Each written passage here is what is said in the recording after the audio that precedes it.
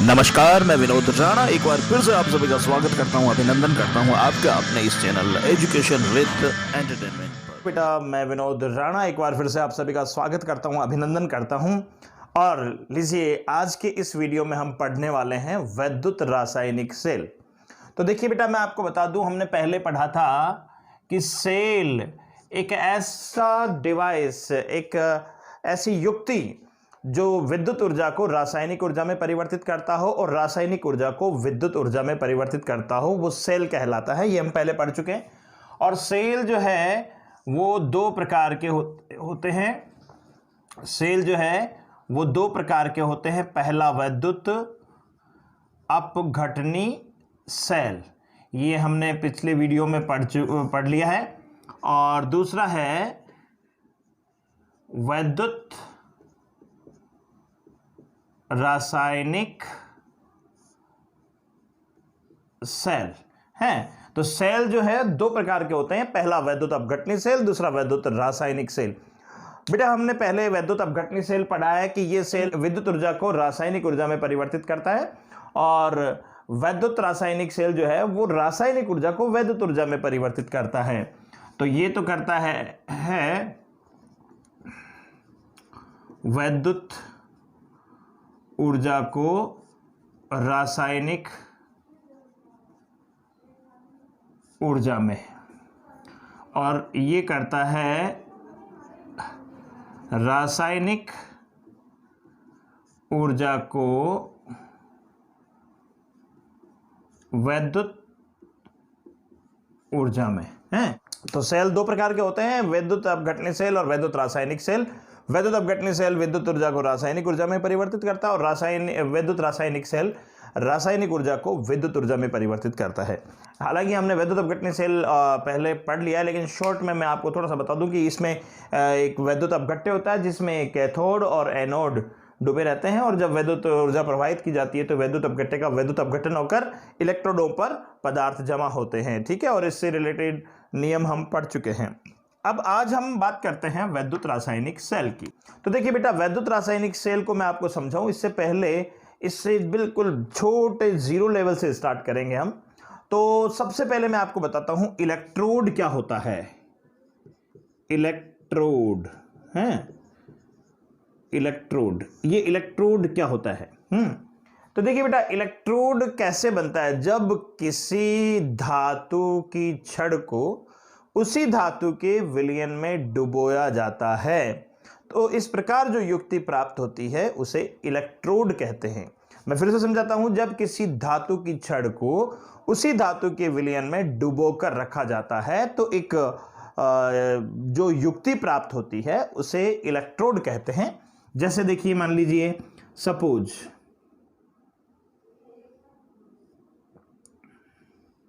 ये मैंने लिया जिंक सल्फेट का सॉल्यूशन है, ये मैंने लिया जिंक सल्फेट का सॉल्यूशन। अब इस जिंक सल्फेट में आयन किसके हैं, धातु आयन कौन से हैं, जिंक। तो जिंक की ही छड़ को, जिंक धातु की ही छड़ को इसमें अगर डुबो दिया जाए हैं, तो इस प्रकार जो ये युक्ति बन गई वो कहलाती है इलेक्ट्रोड। ये जिंक छड़ और ये जिंक सल्फेट, तो ये एक इलेक्ट्रोड बन गया। इसी तरह से हम कॉपर सल्फेट में कॉपर की छड़ को डुबा सकते हैं। इसी तरह से हम लेड सल्फेट में लेड की छड़ को डुबो सकते हैं। तो किसी भी धातु आयन के विलयन में उसी धातु की छड़ को अगर डुबोया जाता है तो जो युक्ति प्राप्त होती है उसे हम कहते हैं इलेक्ट्रोड। ओके, तो इलेक्ट्रोड से ही संबंधित एक और चीज बताऊंगा बेटा मैं। इलेक्ट्रोड क्या होता है जो हमारे बहुत काम में आने वाला है, इलेक्ट्रोड विभव। देखिए बेटा, ये इलेक्ट्रोड विभव क्या होता है। तो देखिए, जब इस धातु के विलयन में इस धातु की छड़ को डुबोते हैं तो दो चीजें हो सकती हैं। या तो ये धातु की छड़ अपने इलेक्ट्रॉन विलयन में त्यागे, है ना, या फिर ग्रहण करे, यानी या तो ऑक्सीकरण क्रिया हो या अपचयन अभिक्रिया हो। तो इस दौरान जब ये धातु की छड़ और इस विलयन के बीच में इलेक्ट्रॉनों का लेन देन होता है, इस दौरान इसमें एक विभव उत्पन्न होता है जिसे इलेक्ट्रोड विभव कहते हैं। जब किसी धातु के विलयन में धातु की छड़ को डुबोकर रखा जाता है तो छड़ और विलयन के मध्य इलेक्ट्रॉनों का जो लेन देन होता है, इसके कारण एक विभव उत्पन्न होता है। इस विभव को इलेक्ट्रोड विभव कहते हैं। और अगर यही इलेक्ट्रोड विभव मानक परिस्थितियों में होता है तो इसे मानक इलेक्ट्रोड विभव कहते हैं। ओके, मानव परिस्थितियों का मतलब एक पर्टिकुलर टेम्परेचर 298 केल्विन टेम्परेचर और इसकी एक पर्टिकुलर सांद्रता होती है ना, इकाई सांद्रता। तो इकाई सांद्रता के जो है धातु विलयन में अगर कोई धातु की छड़ को डुबोकर रखा जाता है तो इस प्रकार बने इलेक्ट्रोड का 298 केल्विन पर जो इलेक्ट्रोड विभव होता है इसे मानक इलेक्ट्रोड विभव कहते हैं। हमें पढ़ना है वैद्युत रासायनिक सेल। हमें कौन सा सेल पढ़ना है? वैद्युत रासायनिक सेल। तो कोई भी सेल बनाते हैं अपन तो उसमें कम से कम 2 इलेक्ट्रोड होते हैं। जैसे हमने ऊपर जो वैद्युत अपघटन सेल पढ़ा था उसमें भी 2 इलेक्ट्रोड थे, एक कैथोड और एक एनोड। तो इसमें भी, इस वाले सेल में भी कम से कम 2 इलेक्ट्रोड होते हैं, है ना। और वो कौन कौन से होंगे? धन इलेक्ट्रोड और ऋण इलेक्ट्रोड। पहले ऋण ले लेते हैं, ऋण इलेक्ट्रोड और दूसरा धन इलेक्ट्रोड। तो वैद्युत रासायनिक सेल में 2 इलेक्ट्रोड होते हैं, एक ऋण इलेक्ट्रोड और एक धन इलेक्ट्रोड। ठीक है, अब देखिए ऋण इलेक्ट्रोड तो कैसे बनता है, मैं यहां बना देता हूं। जैसा मैंने अभी अभी आपको बताया था कि एक जिंक सल्फेट में, जिंक सल्फेट के विलयन में, मान लीजिए ये मैंने लिया जिंक सल्फेट का विलयन ZnSO4 जिंक सल्फेट, और इसमें मैंने डुबो दी जिंक की छड़, जिंक की छड़ मैंने इसमें डुबो दी। तो ये बन गया ऋण इलेक्ट्रोड। अब इसको ऋण इलेक्ट्रोड क्यों कहेंगे? देखिए क्या होता है कि मैं मान लीजिए यहां बना रहा हूं, देखिए अलग से थोड़ा सा, कि ये धातु की छड़ है ये वाली, और इसमें ये जिंक के परमाणु हैं, क्योंकि इसमें सारे परमाणु जिंक के ही रहने। ठीक है, और जब इसको विलयन में डुबो देंगे तो ये जिंक अपने 2 इलेक्ट्रॉन यहीं पर त्यागेगा। जिंक जब 2 इलेक्ट्रॉन त्यागेगा तो इस पे Zn2+ चार्ज आ जाएगा और ये 2 इलेक्ट्रॉन दे देगा। ये इलेक्ट्रॉन इसी छड़ पे रहेंगे, ये 2 इलेक्ट्रॉन इस छड़ पे रहेंगे, और ये जो Zn2+ में बदल जाएगा जिंक, ये आ जाता है विलयन में बाहर। तो फिर दूसरा परमाणु इसी तरह से अपने 2 इलेक्ट्रॉन यहीं पर छोड़ता है और खुद Zn2+ के रूप में आ जाता है बाहर। फिर तीसरा परमाणु और अपने 2 इलेक्ट्रॉन यहीं पर छोड़ता है तो और खुद Zn2+ के रूप में आ जाता है बाहर। तो इस तरह से बार बार इस धातु की छड़ में से Zn2+ आयन विलयन में आते रहते हैं, और इस छड़ के ऊपर इलेक्ट्रॉन घनत्व बढ़ता जाता है, जिसके कारण ये ऋण आवेशित हो जाती हैं, जिसके कारण ये क्या हो जाता है? ऋण आवेशित हो जाता है। तो बेटा मैं एक बार फिर से बताना चाहूंगा कि जब जिंक की छड़ को जिंक सल्फेट के विलयन में डुबो दिया जाता है तो जिंक छड़ के जो परमाणु है अपने इलेक्ट्रॉन छड़ पर छोड़कर खुद Zn2+ के रूप में विलयन में आते रहते हैं, जिससे छड़ पर ऋण आवेश बढ़ता जाता है और विलयन में जिंक आयनों की संख्या बढ़ती जाती है, सांद्रता बढ़ती जाती है, और इस छड़ पर ऋण आवेश आ जाता है। तो इसको हम कहते हैं ऋण इलेक्ट्रोड। अब इसका देखिए याद करने के लिए एक छोटी सी ट्रिक है, इसकी ट्रिक याद करने के लिए एक छोटी सी ट्रिक है, लॉन। एक शब्द याद रखिए आप, लॉन, जो कि आप इजीली याद कर लेंगे, सबको याद हो जाएगा ये। तो लॉन, लॉन में इस प्रत्येक अक्षर का कोई एक मीनिंग होता है। L for left. लेफ्ट का मतलब, इसका मतलब है कि जब भी सेल प्रदर्शन हम करेंगे आगे इस वीडियो में, तो हमेशा ऋण इलेक्ट्रोड को बाईं ओर रखा जाता है। इस इलेक्ट्रोड को हमेशा किस ओर रखेंगे हम? बाईं ओर। दूसरी बात, O फॉर ऑक्सीडेशन। ऑक्सीडेशन यानी इस इलेक्ट्रोड पर हमेशा ऑक्सीकरण क्रिया होती है, ऑक्सीकरण अभिक्रिया ही होगी, कभी भी इस पे अपचयन नहीं होगा।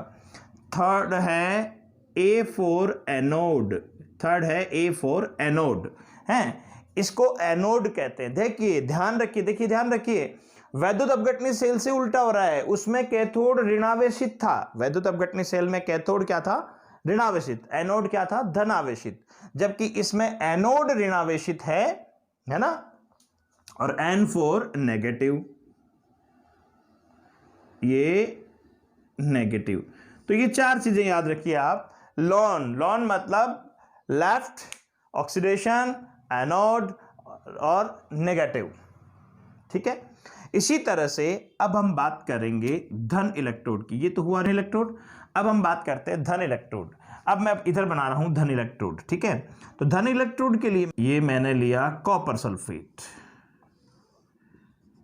ये विलयन ले लिया मैंने, कौन सा, कॉपर सल्फेट, और इसमें किसकी छड़ को डुबोया मैंने, कॉपर की छड़ को। तो ये सारी जो टर्म्स है ये उल्टी हो जाएगी, है। इसमें क्या हो जाएगा, R4 राइट, पहली बात तो ये राइट साइड में दिखाई रखा जाएगा। इसमें ऑक्सीडेशन हो रहा है तो इसमें रिडक्शन होगा, यानी कि अपचयन है। इसको दाईं ओर रखेंगे, इसमें अपचयन होगा। इसको एनोड बोलेंगे तो इसको कैथोड बोलेंगे, हैं। और ये नेगेटिव है तो ये क्या होगा, पॉजिटिव, यानी उन सब से उल्टा हो जाएगा। इसमें रिएक्शन क्या होगी, देखिए इसकी मैं क्रियाविधि बताता हूं आपको। इस विलयन में कौन है, कॉपर सल्फेट।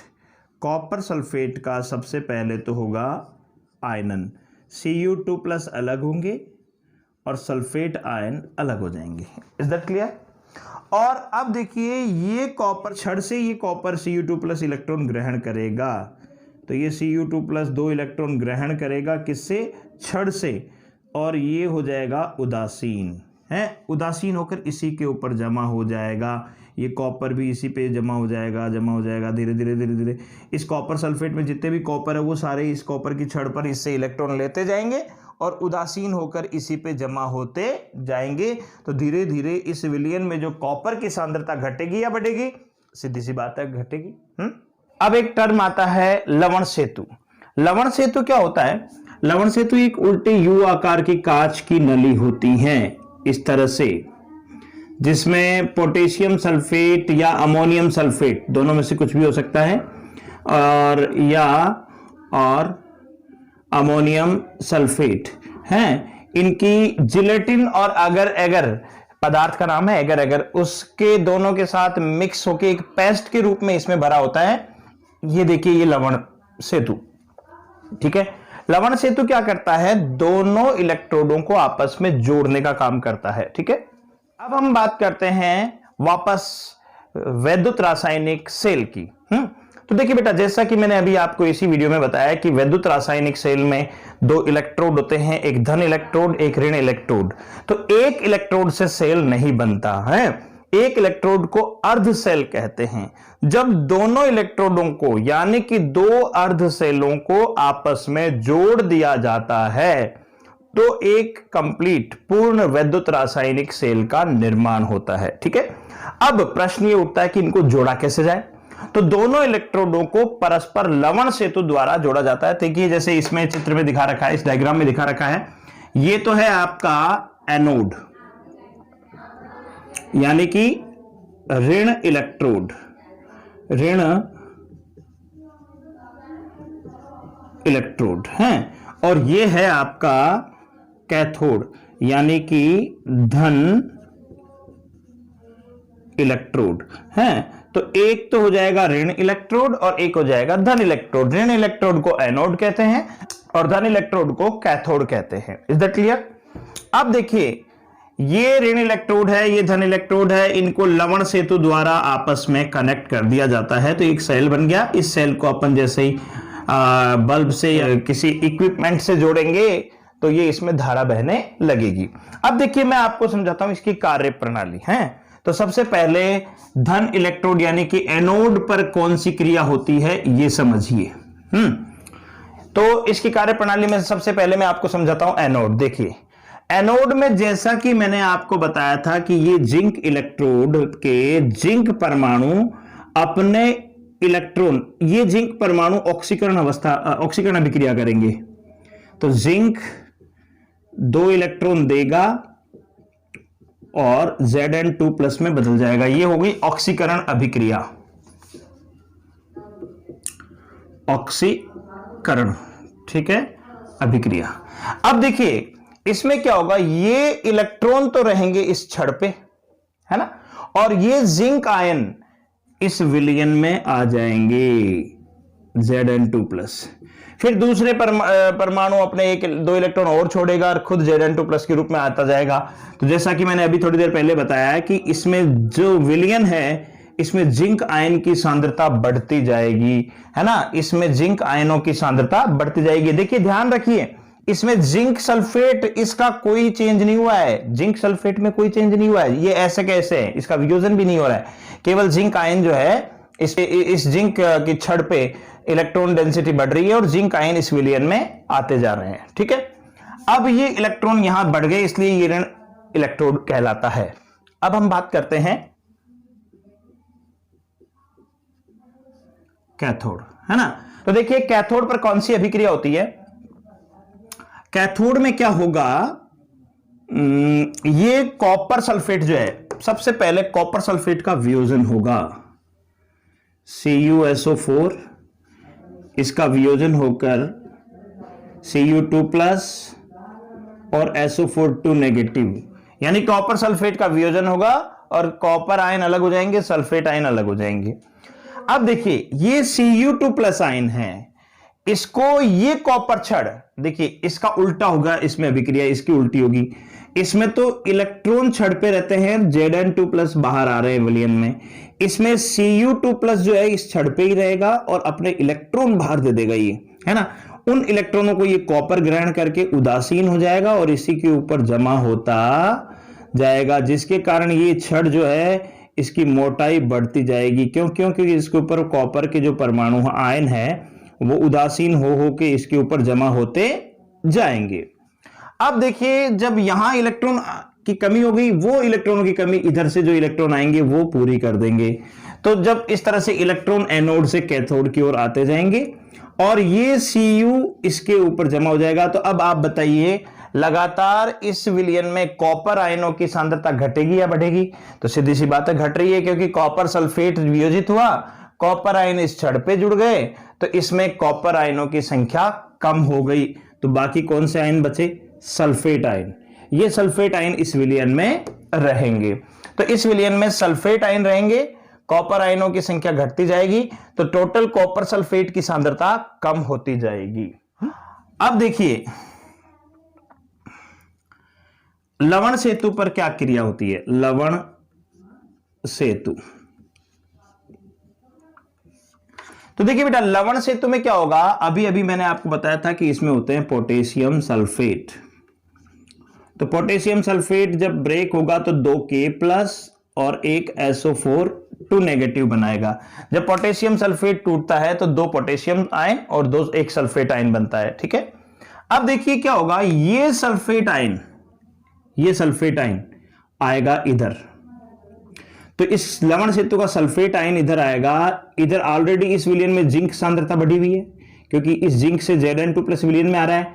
इधर से आएगा SO4, ये SO4 और जिंक आपस में मिलकर वापस बना देंगे, तो Zn plus SO4 2 negative gives ZnSO4। तो लगातार देखिए ये सल्फेट आयन इस विलयन में, ये जिंक आयन इस विलयन में थे, सल्फेट आयन इस लवण सेतु से इधर आ जाएंगे, मिलकर बना देंगे जिंक सल्फेट। पहले वाला ZnSO4 में कोई चेंज नहीं है, नया ZnSO4 बनता जा रहा है। तो लगातार इस विलयन में जिंक सल्फेट की सांद्रता इंक्रीज होती जाएगी, बढ़ती जाएगी। अब इधर देखिए कॉपर सल्फेट था, कॉपर आयन और सल्फेट आयन में बदल गया, कॉपर आयन इस पे जमा हो गया। अब इस लवण सेतु में जो पोटेशियम आयन बचे, इधर बचे हुए सल्फेट आयन इसके अंदर आएंगे और इनसे क्रिया करके वापस K2SO4 बना लेंगे। यानी कि इसमें कॉपर सल्फेट था, कॉपर आयन तो आ गए छड़ पे, और जो सल्फेट आयन बचे हुए हैं वो इस लवण सेतु में उपस्थित पोटेशियम से रिएक्ट करके वापस पोटेशियम सल्फेट बना लेंगे। तो देखिए इसमें जो जिंक आयनों की सांद्रता बढ़ गई थी वापस वो भी न्यूट्रल हो जाएगी, वापस ZnSO4 में बदल जाएगा। इधर सल्फेट आयनों की संख्या बढ़ गई थी, वो भी वापस इसमें आ गए, तो इसमें कॉपर सल्फेट उदासीन वापस हो जाता है। ठीक है, तो इस तरह से यह अभिक्रिया होती है। तो इस कंप्लीट अभिक्रिया में कुछ जो इंपॉर्टेंट बातें निकलकर सामने आती है वो कौन कौन सी है। पहली, एनोड पर ऑक्सीकरण अभिक्रिया होती है। ठीक है, एनोड पर ऑक्सीकरण अभिक्रिया होती है। दूसरी, कैथोड पर अपचयन अभिक्रिया होती है। पहली एनोड पर ऑक्सीकरण अभिक्रिया होती है, दूसरी कैथोड पर अपचयन अभिक्रिया हो गई। तीसरी, इलेक्ट्रॉनों का प्रवाह किधर से होता है? इलेक्ट्रॉन का प्रवाह किधर से किधर को हो रहा है? एनोड से कैथोड की ओर, एनोड से कैथोड की ओर है। चौथी, विद्युत धारा किधर से किधर को जा रही है? विद्युत धारा किधर से किधर की ओर जा रही है? कैथोड से एनोड की ओर, क्योंकि इलेक्ट्रॉनों के विपरीत दिशा में विद्युत धारा बहती है। तो विद्युत धारा का प्रवाह वो किधर से किधर को हो रहा है? कैथोड से एनोड। ठीक है, चौथी के बाद में फिर पांचवी बात जो है वो ये है, इसमें जिंक, एनोड में जिंक सल्फेट की सांद्रता बढ़ती जा रही है। देखिए जिंक इसमें ऑलरेडी है, सल्फेट इधर से आ रहा है, वापस मिलकर जिंक सल्फेट बना लेगा। तो एनोड में ZnSO4 की सांद्रता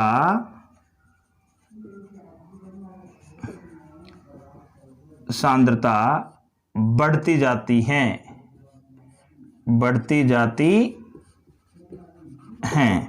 और इधर देखिए कॉपर सल्फेट टूटता है, सल्फेट कॉपर आयन इस पे आके जमा हो गया, सल्फेट इस लवण सेतु में चला गया, तो कॉपर सल्फेट की सांद्रता धीरे धीरे कम हो रही है। CuSO4 कैथोड में है ना, कैथोड में CuSO4 की सांद्रता घटती जाती है। अब देखिए कॉपर की छड़ जो है इसकी मोटाई बढ़ती जा रही है, क्योंकि इसके ऊपर कॉपर चढ़ता जा रहा है, जबकि क्योंकि इसमें कॉपर चढ़ता जा रहा है। और जबकि जिंक में क्या होगा? जिंक में जिंक आयन अपने इलेक्ट्रॉन इस छड़ पे छोड़ते हैं और खुद Zn2+ के रूप में बाहर आ रहा है। इसका मतलब ये छड़ बिल्कुल पतली होती जाएगी, यानी ये क्षयित होती जाएगी, है ना। तो एनोड में जिंक छड़ क्षयित होती जाती है। और लास्ट में कैथोड में कॉपर छड़ की मोटाई बढ़ती जाती है। ठीक है, ये हो गया आपका पूरा वैद्युत रासायनिक सेल। अब देखिए कई बार क्वेश्चन आता है, बोर्ड में भी आया हुआ है ये क्वेश्चन, कि अगर इस सेल में से लवण सेतु को बाहर निकाल लिया जाए तो क्या होगा। तो देखिए जरा सोचिए, लवण सेतु को अपन बाहर निकालते हैं, तो लवण सेतु को निकाल लिया, ठीक है, तो थोड़ी देर तो ये अभिक्रिया होगी, क्योंकि इलेक्ट्रॉन इसके ऊपर जमा होंगे, जिंक आयन इसमें आ जाएंगे, इसी तरह से इसमें कॉपर सल्फेट टूटेगा, कॉपर इससे ये आने वाले इलेक्ट्रॉनों को ग्रहण कर लेगा, इसमें सल्फेट आयन बढ़ते जाएंगे, तो इसमें तो जिंक आयन बढ़ते जाएंगे और इसमें सल्फेट आयन बढ़ते जाएंगे। तो जब लवण सेतु को हटा लेंगे, हैं अभी लवण सेतु है तो इसलिए ये सल्फेट आयनों को इधर से इधर प्रवाहित कर देता है, तो इधर बढ़ा हुआ ऋणावेश बैलेंस हो गया, इधर बढ़ा हुआ धनावेश बैलेंस हो गया। तो कहने का मतलब ये अभिक्रिया चलती रहेगी, हैं। लेकिन अगर लवण सेतु को हटा लेंगे, अगर लवण सेतु हटा लिया गया तो इसमें जिंक आयनों की सांद्रता बढ़ती जाएगी, इसमें सल्फेट आयनों की सांद्रता बढ़ती जाएगी। तो जब इसमें जिंक आयनों की सांद्रता बढ़ते बढ़ते इतनी बढ़ जाएगी कि लास्ट तेलीय के नियमानुसार, जैसे अगर जिंक आयन इसमें ज्यादा हो गए तो इसमें इसकी डिमांड कम हो जाएगी, तो इधर से जिंक का आना समाप्त हो जाएगा। और इसमें कॉपर आयन की सांद्रता जब बढ़ जाएगी, तो जब कॉपर आयन की सांद्रता बढ़ जाएगी तो कॉपर सल्फेट का जो है वियोजित होना कम हो जाएगा। तो इसका जवाब ये होगा कि देर तक तो ये सेल चलता रहेगा और थोड़ी देर बाद ये अपने आप स्वतः ही बंद हो जाएगा। ओके, अब हम पढ़ते हैं इस सेल की रासायनिक अभिक्रियाओं के बारे में। तो देखिए, दोनों एनोड पर तो ऑक्सीकरण अभिक्रिया होती है, कैथोड पर अपचयन अभिक्रिया होती है। दोनों अभिक्रियाओं को जोड़ देंगे तो ये हो जाएगी संपूर्ण सेल की रासायनिक अभिक्रिया, जिसको रेडॉक्स अभिक्रिया कहते हैं। तो देखिए, एनोड पर अभिक्रिया है, एनोड किसका बना हुआ है? जिंक का। Gives Zn2 plus 2 electron. ये हो गई इक्वेशन नंबर 1। इसी तरह से कैथोड पर क्या होता है? अपचयन अभिक्रिया होती है। कैथोड पर अभिक्रिया, कैथोड पर जो अभिक्रिया होती है वो अपचयन अभिक्रिया, Cu2 plus 2 electron gives Cu। ये इस अभिक्रिया, अब देखिए दोनों को जोड़ेंगे तो सेल की संपूर्ण अभिक्रिया हो जाएगी। सेल की संपूर्ण अभिक्रिया, सेल की संपूर्ण अभिक्रिया में इन दोनों को जोड़ दीजिए।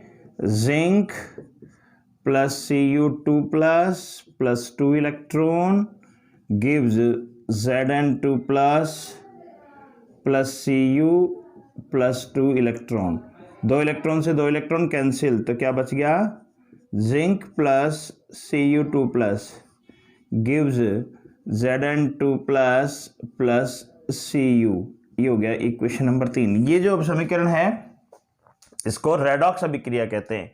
ये तो होती है ऑक्सीकरण,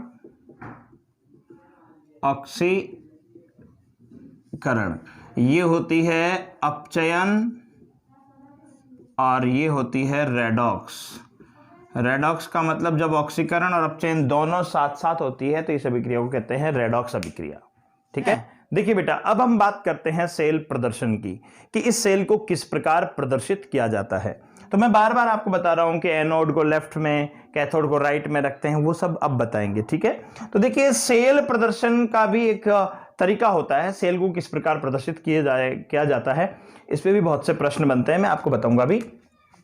देखिए, अगला टॉपिक हम लेते हैं सेल प्रदर्शन। सेल प्रदर्शन, सबसे पहले बता रहा हूं एनोड को कैसे प्रदर्शित करते हैं। एनोड का प्रदर्शन, देखिए बेटा, एनोड को कैसे प्रदर्शित करते हैं। पहले धातु, खड़ी लाइन, फिर धातु आयन है।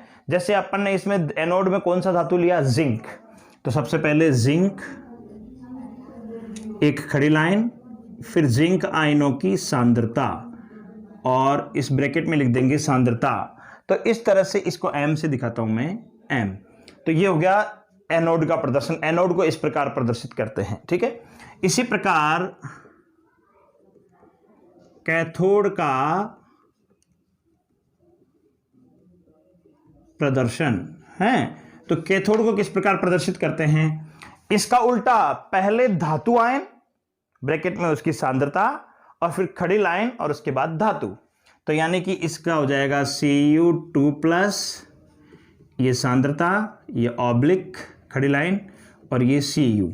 ये हो गया समीकरण 1, ये हो गया समीकरण 2।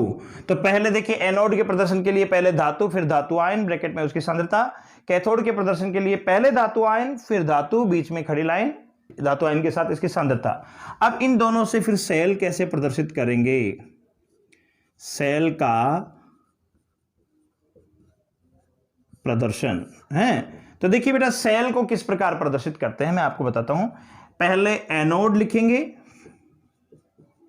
एनोड, फिर 2 खड़ी लाइन बनाकर, यानी कि लवण सेतु को 2 खड़ी लाइनों से दिखाते हैं, ये लवण सेतु है, और फिर कैथोड।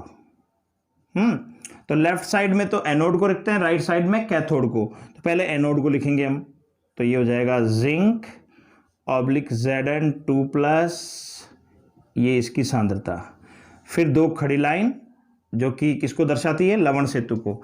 फिर कैथोड, कैथोड ये रहा Cu2+ और ये Cu है। तो ये तो हो गया एनोड, ये हो गया कैथोड, और ये हो गया आपका लवण सेतु। Is that clear? तो लीजिए बेटा, अब मैं बताता हूं आपको कि सेल प्रदर्शन पर किस प्रकार के प्रश्न बनाए जाते हैं। तो देखिए एग्जाम्पल दे रहा हूं मैं, एग्जाम्पल फर्स्ट। निम्न अभिक्रिया वाले सेल को प्रदर्शित कीजिए, यानी ये सेल अभिक्रिया दे दी। अब आपको इसमें सेल का प्रदर्शन करना है कि किस प्रकार सेल को प्रदर्शित करें हम। तो पहले आपको एनोड को सेलेक्ट करना होगा और फिर कैथोड को सेलेक्ट करना होगा। अब आपको कैसे पता लगेगा कि कौन तो क्रोमियम एनोड है या कैडमियम एनोड है ना? तो अभी तक इन दोनों में से कंफ्यूजन है कि भाई इन दोनों में से एनोड कौन सा है। तो सबसे पहला इसका तरीका ये है कि आपको 11th में पढ़ा है आपने कि ये पता कीजिए कि किसका ऑक्सीकरण हो रहा है, किसका अपचयन हो रहा है। इसका तरीका मैं आपको बताऊं कि इनका ऑक्सीकरण अंक देखिए आप, यहां पर क्रोमियम का ऑक्सीकरण अंक, यहां पर कोई चार्ज नहीं है, इसका मतलब 0 है। और कैडमियम पे कितना चार्ज है, +2, यानी कि कैडमियम का क्रोमियम का ऑक्सीकरण अंक है 0 और कैडमियम का ऑक्सीकरण अंक है +2। इसी तरह से इधर क्रोमियम का ऑक्सीकरण अंक है +3 और यहां कैडमियम पर कोई चार्ज नहीं है, इसका ऑक्सीकरण अंक है 0। ठीक है, अब आपको याद होना चाहिए कि अगर ऑक्सीकरण अंक में वृद्धि होती है तो उसका ऑक्सीकरण होता है और ऑक्सीकरण अंक में कमी होती है तो उसका अपचयन होता है। अब आप पता कर लीजिए, देखिए यहां क्रोमियम का ऑक्सीकरण अंक 0 है और यहां क्रोमियम का ऑक्सीकरण अंक है +3, तो ये वृद्धि हुई या कमी? सीधी सी बात है, वृद्धि हुई। तो ये तो हो गया ऑक्सीकरण, ऑक्सीकरण। ठीक है, अब देखिए कैडमियम का यहां ऑक्सीकरण अंक कितना है, +2, और यहां कैडमियम का ऑक्सीकरण अंक कितना है, 0। तो ये ऑक्सीकरण अंक में क्या हो रही है, कमी। तो जब कमी होती है तो उसको हम कहते हैं अपचयन है। जब ऑक्सीकरण अंक में वृद्धि होती है तो उसको बोलते हैं ऑक्सीकरण, और ऑक्सीकरण अंक में कमी होती है तो उसको बोलते हैं अपचयन। तो सीधी सी बात है, क्रोमियम का तो हो रहा है ऑक्सीकरण, यानी कि ऑक्सीकरण किस पे होता है, एनोड पे या कैथोड पे? अभी अभी हमने पढ़ा है कि एनोड पर ऑक्सीकरण होता है, लोन लेफ्ट ऑक्सीडेशन, एनोड और नेगेटिव, ये हमने पढ़ा है ना। तो इसका मतलब ये हो गया एनोड है, और जिस पे अपचयन होता है वो कैथोड, यानी कैडमियम हो गया कैथोड। तो पहले तो आप एनोड बनाइए। तो एनोड कौन हो गया इनमें से, क्रोमियम या कैडमियम? क्रोमियम। तो क्रोमियम में पहले तो क्रोमियम आयन, फिर खड़ी लाइन, फिर क्रोमियम का आयन और ब्रैकेट में इसकी सांद्रता। ठीक है, और कैथोड को लिखेंगे अब हम हैं। तो कैथोड के लिए इसका उल्टा कैडमियम हो जाएगा कैथोड, ये Cd2+, ब्रैकेट में इसकी सांद्रता और ये Cd, ये कैथोड हो गया, एनोड हो गया, ये कैथोड हो गया। अब सेल प्रदर्शन, संपूर्ण सेल का प्रदर्शन कैसे करेंगे? सेल प्रदर्शन है, ये हो जाएगा पहले एनोड Cr/Cr3+, ये M, ये लवण सेतु Cd2+, ब्रैकेट में इसकी सांद्रता ऑब्लिक Cd। तो ये तो हो गया एनोड और ये हो गया कैथोड, ये सेल प्रदर्शन हो गया, और ये हो गया लवण सेतु। ठीक है बेटा, तो इस तरह से होता है सेल का प्रदर्शन। इसका उल्टा भी प्रश्न बन सकता है, कैसे? अभी ये जो हमने एग्जाम्पल पढ़ा उसमें क्या था, सेल अभिक्रिया दे रखी थी, सेल प्रदर्शन पूछा था। अब इसमें उल्टा है, इसमें सेल प्रदर्शन दे रखा है और सेल अभिक्रिया पूछी जाएगी, है ना। तो इसकी सेल अभिक्रिया के लिए आपको सबसे पहले पहचानना पड़ेगा एनोड कौन है और कैथोड कौन है। तो देखो पहचानने की जरूरत नहीं है, ये तो है एनोड और ये है कैथोड। तो पहले एनोड की अभिक्रिया लिखो, एनोड पर अभिक्रिया कौन सी होती है, हम जानते हैं ऑक्सीकरण। एनोड पर कौन सी अभिक्रिया होती है, ऑक्सीकरण। तो इसका ऑक्सीकरण करा दो। जिंक गिव्स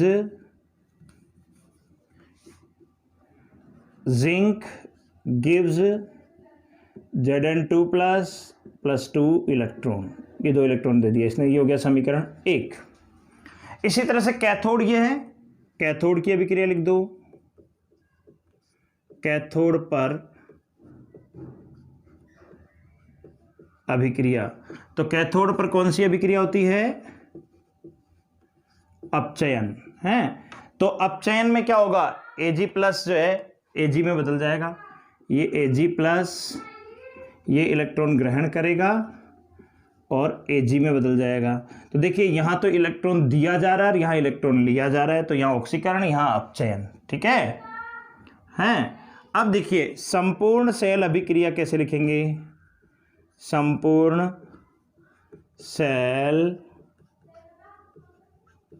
अभिक्रिया है। संपूर्ण सेल अभिक्रिया देखिए इसमें ऑक्सीकरण और अपचयन दोनों साथ साथ होते हैं, ऐसी अभिक्रिया को बोलते हैं रेडॉक्स अभिक्रिया। रेडॉक्स अभिक्रिया हैं वे अभिक्रियाएं जिनमें ऑक्सीकरण और अपचयन दोनों साथ साथ होते हैं, रेडॉक्स अभिक्रिया कहलाती है। अब देखिए इसमें दोनों को जोड़ दें, तो पहले तो इधर zinc plus Ag plus electron gives Zn2 plus 2 electron plus Ag हैं, यानी कि इस तीर के चिन्ह के इधर वालों को सबको जोड़ दिया, इधर उधर वालों को उधर सबको जोड़ दिया, है ना। अब देखिए इसको बैलेंस कर दीजिए, इधर इलेक्ट्रॉन 2 है तो इधर भी 2 कर दीजिए। के लिए 2 करेंगे तो इनको भी 2 करना पड़ेगा आपको, ये लो, है ना। अब 2 इलेक्ट्रॉन से 2 इलेक्ट्रॉन कैंसिल, तो ये बन गया zinc plus 2 Ag plus gives Zn2 plus 2 Ag, ये होगी समीकरण 3, जो कि संपूर्ण सेल अभिक्रिया का उदाहरण है ना। ये संपूर्ण सेल अभिक्रिया है, ठीक है। तो ये था वैद्युत रासायनिक सेल, मैंने कोशिश की है आपको अच्छे से समझाने की। इसे पढ़िए, कोई प्रॉब्लम हो तो कमेंट बॉक्स में आप मुझसे कमेंट कर सकते हैं और आप मुझे कॉल भी कर सकते हैं। Thank you.